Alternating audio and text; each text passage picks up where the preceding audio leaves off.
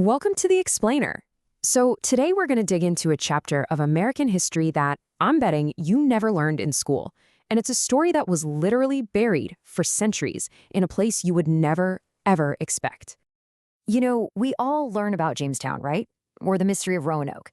But what if I told you there's an even older and maybe even more dramatic story that's been lying buried this whole time? Okay, so our story starts on Parris Island, South Carolina. Now, this place is famous for one thing and one thing only. It's where they forge United States Marines. But right underneath those marching grounds and rifle ranges, there's a secret that completely rewrites the first chapter of European settlement in the U.S. This is the story of what some historians call America's missing century. It was this period of just intense rivalry between France and Spain, all playing out on the coast of South Carolina long before the English showed up.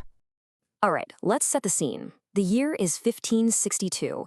A group of French Protestants, they were called Huguenots, are fleeing these absolutely brutal religious wars back in Europe. So they sail across the Atlantic and they land on Parris Island, really just hoping to build a new home, a safe haven. But that dream of a new life, well, it pretty much turned into a nightmare almost immediately. Their leader, a guy named Jean Ribault, he sails back to France for more supplies, but get this, he gets captured in England and never makes it back. And then, as if that wasn't bad enough, a fire rips through and destroys what little food they had. So now they're completely alone, starving, on a foreign shore. Disaster was pretty much inevitable. So, in a last-ditch effort, the survivors build this crude, handmade boat to try and sail home.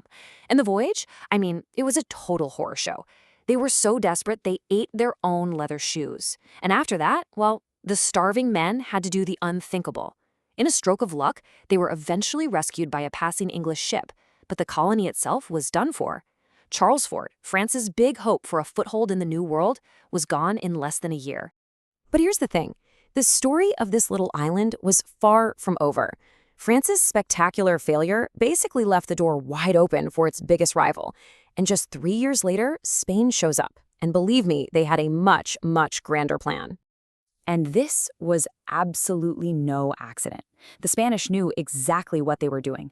They set up their new colony, which they called Santa Elena, right on top of the old French ruins. Talk about a power move. It was a crystal clear message. This land belongs to us now. And listen, Santa Elena wasn't just some other tiny military outpost. No way. This was a full-blown, thriving colonial capital. We're talking families, farms, a real government, the whole shebang. And here's the kicker. It was founded a full 40 years before the English even got around to settling Jamestown. 40 years. So for more than 2 decades, this spot on Parris Island was the capital of Spanish Florida. Think about that. It had something like 60 homes, a church, hundreds of people living there. This wasn't a backwater. It was the nerve center for all of Spain's ambitions in North America. So the big question is, why did this bustling capital just vanish? Well, it was basically getting squeezed from 2 sides. On one hand, you had constant, really violent conflict with local Native American tribes, and that was seriously weakening the colony. And then a new threat pops up offshore, the famous English privateer Sir Francis Drake. Spain got spooked, fearing an attack, and made a tough strategic call. In 1587, they decided to abandon Santa Elena and pull all their forces back south to St. Augustine. And just like that, it was gone. For the next 400 years, the memory of both Charles Fort and Santa Elena just faded away. The stories were lost, the ground was covered over, and eventually, believe it or not, the land became part of a Marine Corps golf course. Then, fast forward to the 1970s, archaeologists finally start to dig. And they're literally peeling back the layers of time. They're finding things like old wells and trash pits. And these pits are just filled with pottery, tools, even food remains. The everyday stuff that started to bring this lost colony roaring back to life. The real breakthrough, though, came from a science called stratigraphy.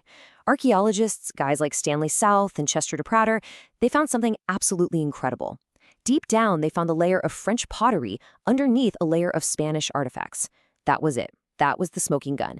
It proved without a doubt that 2 different European powers had lived on this exact spot, and it meant Charles Fort wasn't lost to the sea.